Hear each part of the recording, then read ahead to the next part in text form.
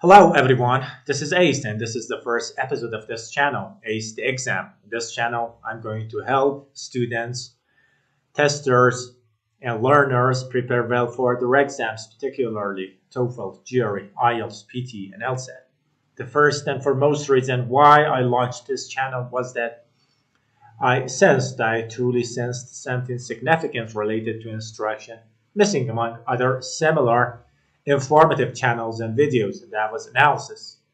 I believe through analyzing word by word and sentence by sentence, students can expose themselves to the real meaning behind sentences, to to extract ideas and concepts lying latently into a passage in a place between sentences. This way, they can answer their exam questions better and ace their exam, which is great. Uh, in fact, I noticed that most similar channels are mainly engaged with teaching to a student exam specific techniques and know-hows, and I think that's not enough. Students should learn how to use their analysis faculty, how to use their critical thinking ability to answer questions and stand a much better chance of getting higher scores. Uh, in our approach, we are going to analyze word by word and sentence by sentence and explore each passage from a grammatical viewpoint, from a vocabulary related, pronunciation related, idiom related, collocation related, content related perspectives, which is great in students. And I think students learn these topics better in an incorporated way and learn how to use them in their speaking and in their writing, which is excellent for them. And with this in mind, we begin our first episode. And but before beginning, is worth mentioning that uh, our approach lies at an ancient Chinese proverb which says, "If you give a man a fish, he would eat for a day, but if you teach a man two fish, he would eat for a lifetime." So we begin our first episode.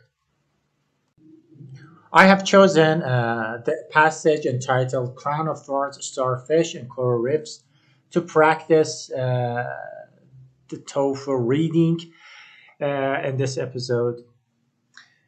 Since TOEFL questions in the section of reading comes in the same order that paragraphs come, I think we should read and analyze each paragraph, then answer the related questions, and after finishing answering that paragraph specific questions, we should begin the next paragraph, read it and analyze it and answer its related questions. And due to that, we do accordingly.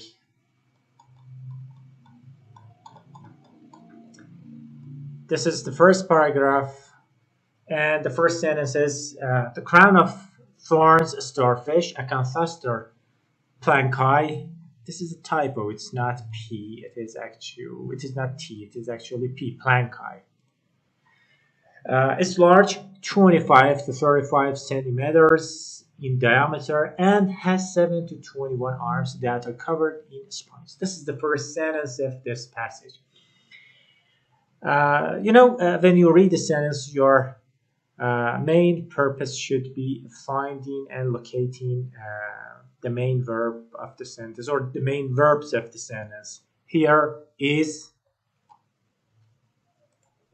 and has are the main verbs because actually we have two independent clauses that are connected with the keyword of and. And here, in terms of grammar, is a coordinating conjunction, and our sentence is compound actually, and made a compound sentence for us. Okay. Let me discuss and. And belongs to a family of seven coordinating conjunction that their initials make the acronym of Fanboys. And we refer to a coordinating conjunction with their acronym Fanboys. Let me discuss this. Fanboys, yeah. In Fanboys, F stands for, A for and, N for nor, B for but, O for or, Y for yet, and S for so.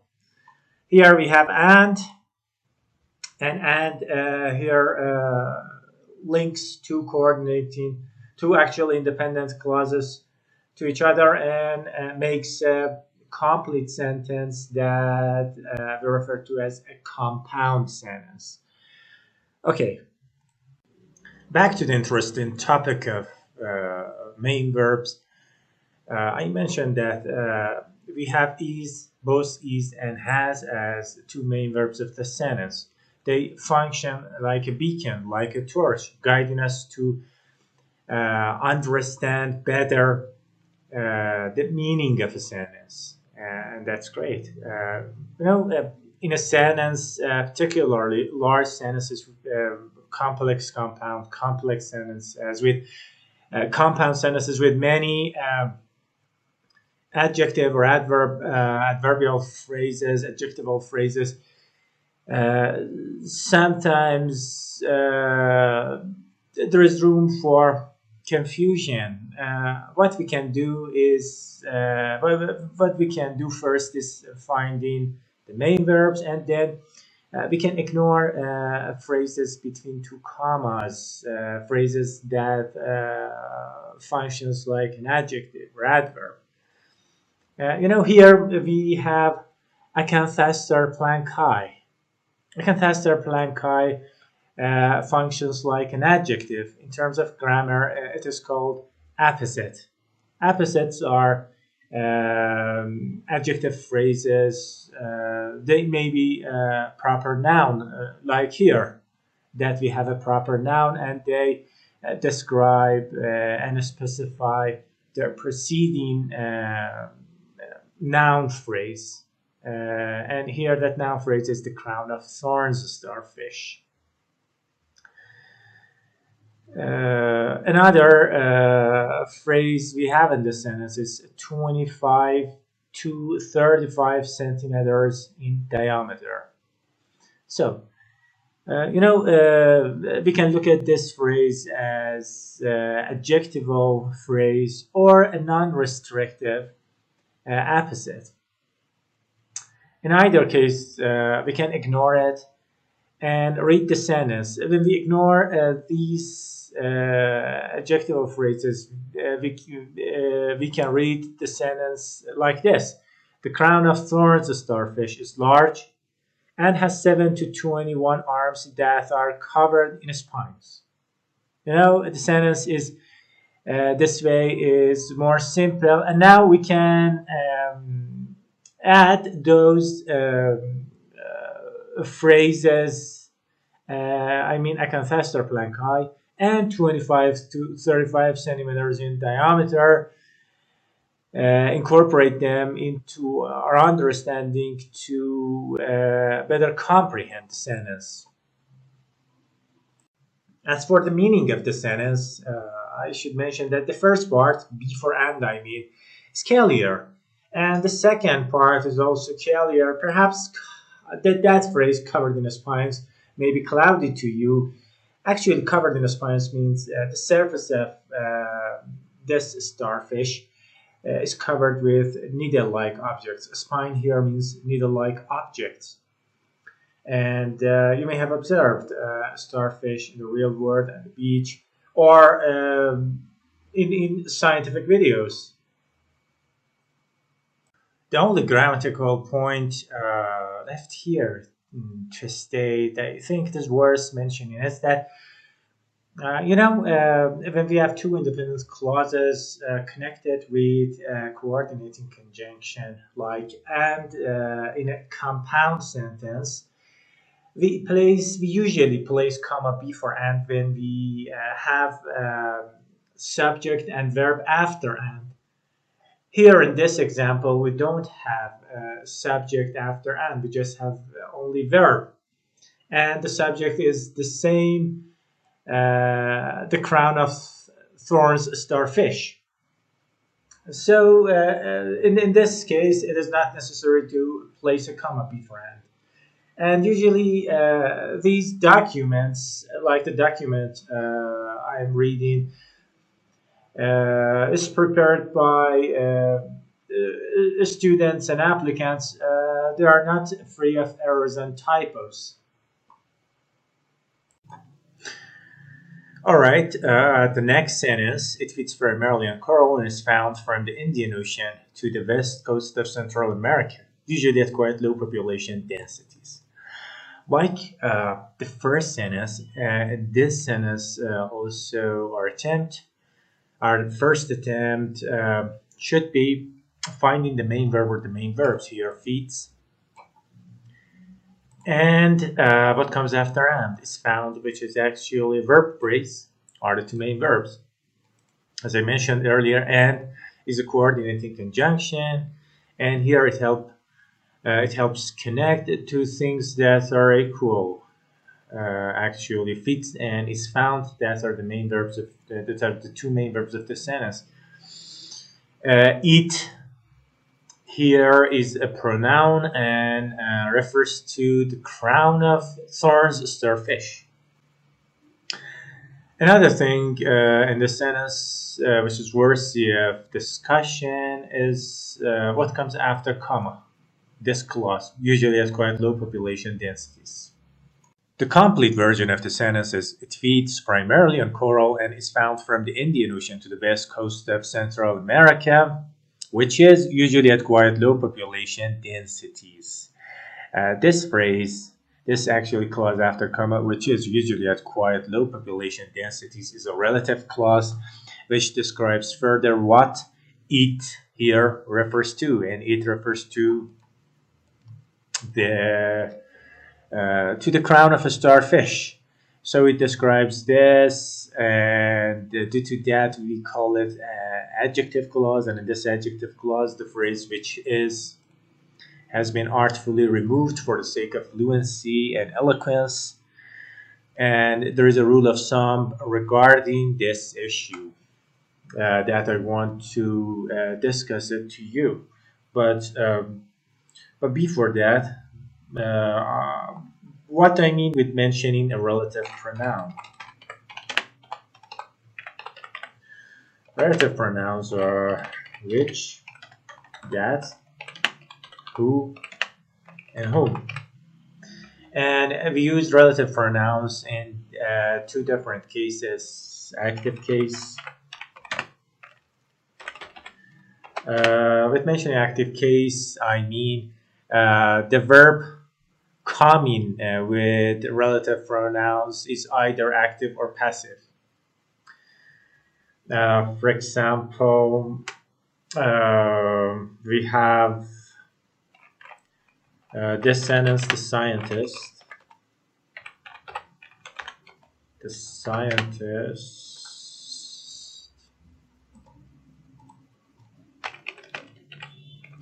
who requires meticulous research enjoys the challenge. This is a relative clause in active case because the verb requires is active in the active mood. And now if we want to remove who, we should turn the verb requires into a gerund, requiring. This way. Okay. But what comes here? Requiring.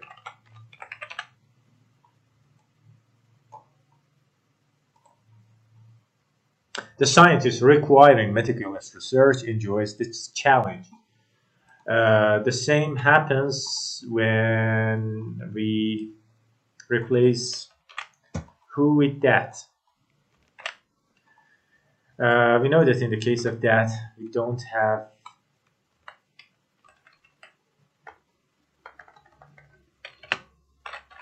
any comma before that. The scientist that requires meticulous research enjoys the challenge. We can remove the relative pronoun that, and when we remove that, we need to turn the verb after, the active verb after requires into a gerund, which turns into requiring. Okay. Okay, so when you remove the relative pronoun and the verb after is in active mood, you turn that verb into an ing. But we have a minor issue here when we have a be verb, for example, the books that are on the table have been read. So here we have a be verb after the relative pronoun of that. In this case, we can remove that and are without turning are into a be verb. However, you can remove are and change it into the gerund being. For example, you can remove them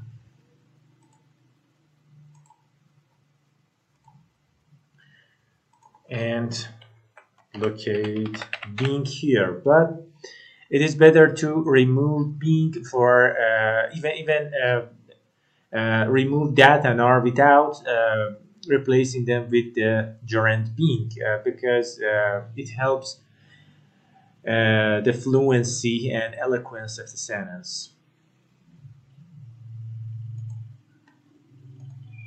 The same is happen. The same is true when we have non-restrictive clause, for example, books,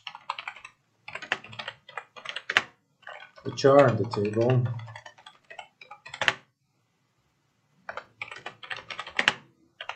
I've read.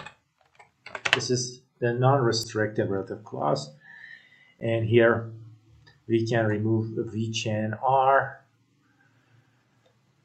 without sacrificing the meaning of the sentence, without sacrificing grammatical points.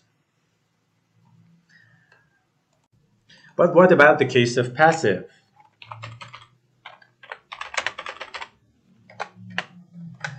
Let me give you an example. Doctor. Oh, it was hoping to visit. Was not on duty. When we have a relative clause, in the case of passive, whom is the relative pronoun of passive case. And the relative clause is non-restrictive. Non-restrictive clauses come with commas on their both sides. We don't reduce it and we don't eliminate the relative pronoun. So we don't touch this sentence to modify it. Okay. But when we have the same clause in restrictive case, restrictive clauses come without any comma, unlike non-restrictive clauses. Okay. In this case, we can reduce the clause and eliminate the relative pronoun. Unlike the active case that we changed the verb after relative pronoun. In this case, we just remove the relative pronoun without changing the rest of the sentence. Okay. We eliminate whom? If we have that instead of whom, again, the same happens. We just remove that. But let me tell you what is restrictive and what is non-restrictive. In restrictive clause, the clause is essential for the sentence to be meaningful. For example, in a sentence, the doctor whom I was hoping to visit was not on duty. So if you remove the clause whom I was hoping to visit, this sentence, while grammatically correct, is not meaningful to the reader because he's clueless which doctor. So it's essential to incorporate the clause into sentence for a sentence to be meaningful. However, when we have a non-restrictive clause,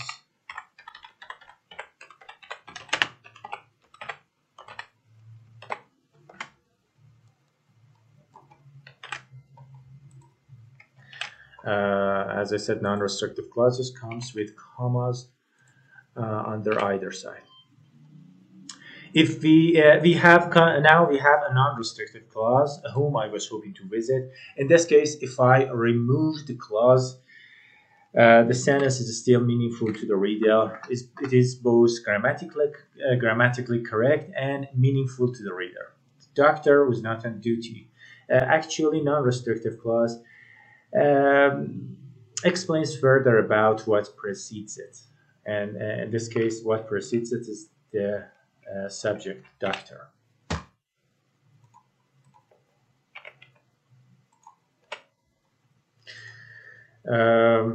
We understood that when we have relative clause with active verb after relative pronoun, in either case of restrictive and non-restrictive, we can reduce that clause and relative pronoun and modify the rest of the sentence.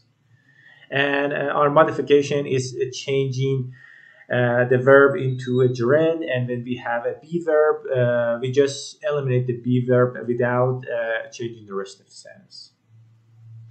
However, in the passive case, when we have a relative clause, we reduce the clause. We reduce the clause only when we have restrictive clause, and in non-restrictive clauses, in passive case, we don't reduce the sentence. We don't attempt to do so, and in restrictive case, we just eliminate the relative pronoun, which is usually whom or that.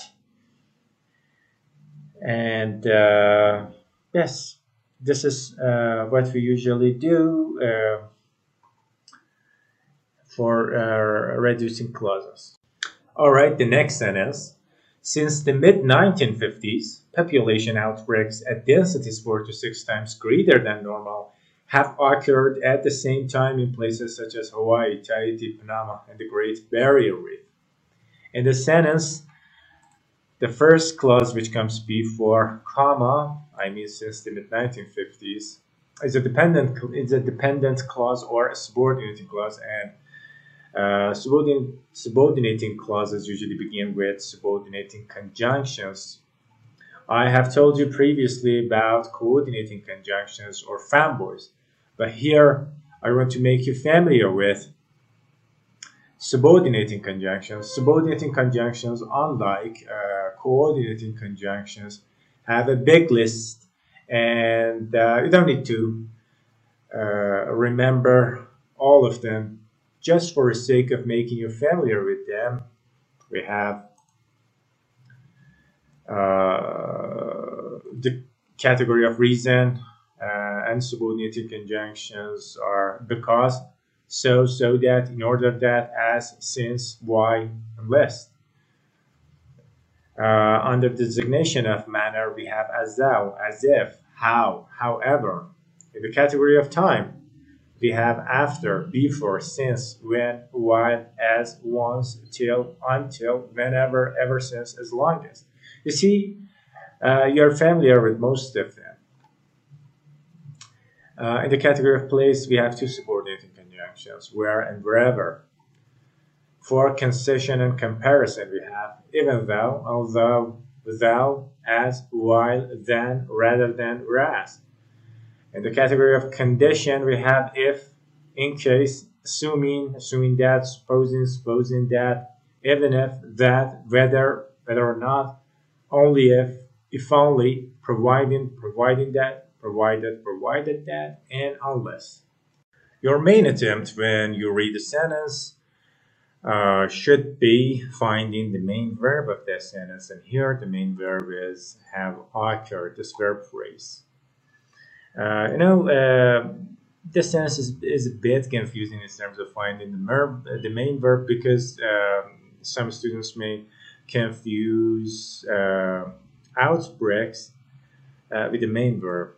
But outbreak is a noun phrase, and I want to discuss this, and I want to tell you about what is a noun phrase.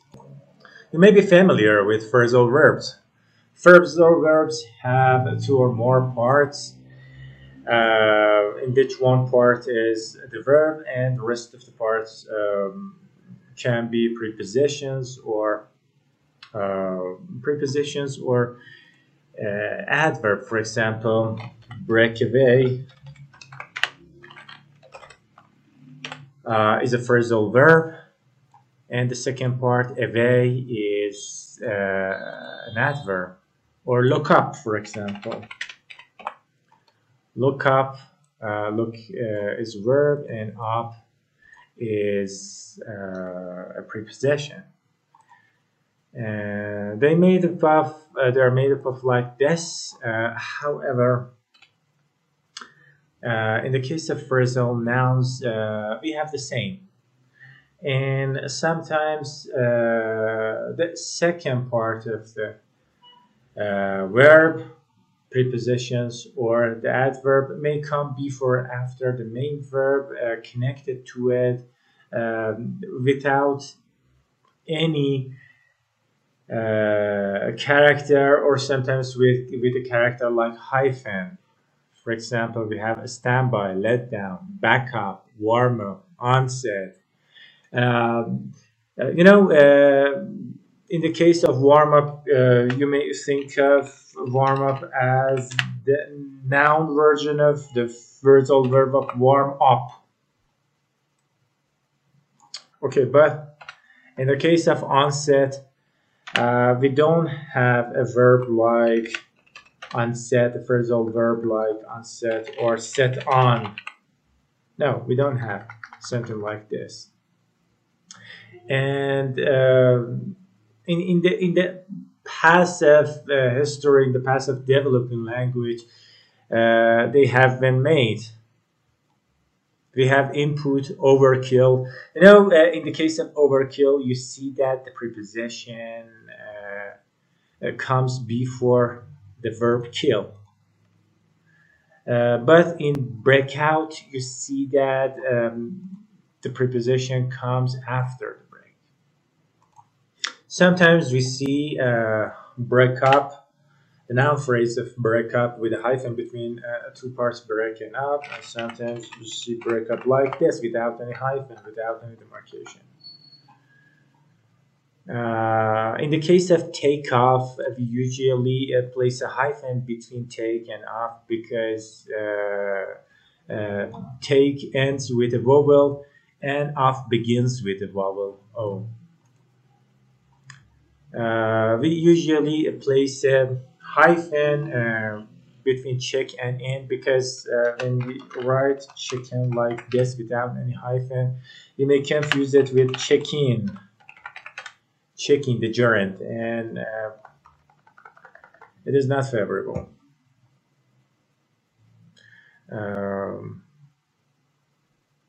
Get together, break down, hang out, run away, stand in are Other commonly used phrasal nouns. In a sentence, Hawaii, Tahiti, Panama, and the Great Barrier Reef are proper nouns. There are the name of locations, and you can understand this from their initials that are capitals, capital H, capital T, capital P, and here in the noun phrase of Great Barrier Reef that all words comprising um, have their initials capital. Okay, the last sentence. The result has often been the loss of a fifth person to nearly 100% of the coral cover over large areas. In this sentence, the main verb is has often been this verb phrase, and it means that the sentence. I mean, it means that most of the coral cover has been lost. A grammatical point in the sentence, which is worthy of mentioning, is the placement of the adverb often in this present perfect tense that is located after the auxiliary verb of has and before been.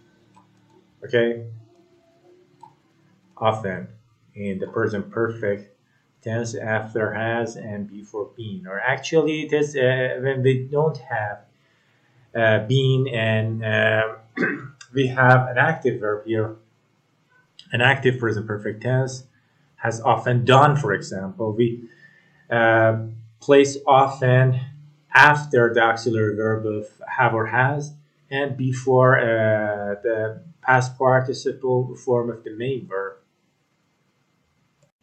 Now we reach the questions. The first question is, according to paragraph 1, all of the following statements about crown of thorns starfish are true except. This is a negative factual question.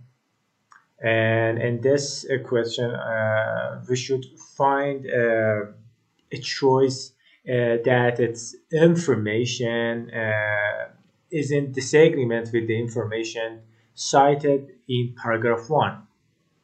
Okay, let us check the choices. The first choice is crown of thorns starfish usually have several arms covered in spines.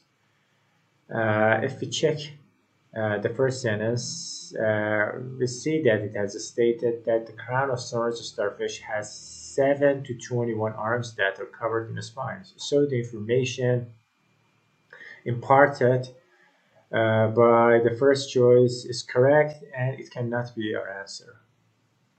The second choice, crown of thorns starfish's main food is coral. Let us check this. In the second sentence, we read, it feeds primarily on coral. Primarily here means mainly, mostly, or chiefly. And this statement is synonymous with that the main food of the crown of thorns starfish is coral. So the information in the second choice is correct and it cannot be your answer. The third choice.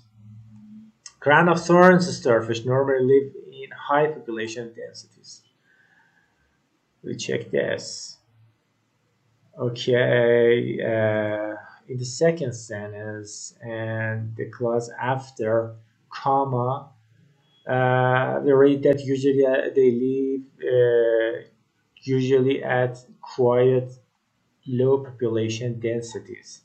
So the information imparted by the third option is incorrect, and this is our choice.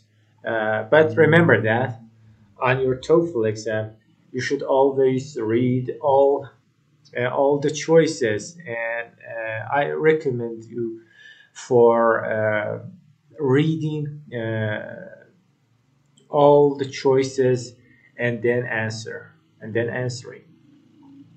So actually make this habit for yourself.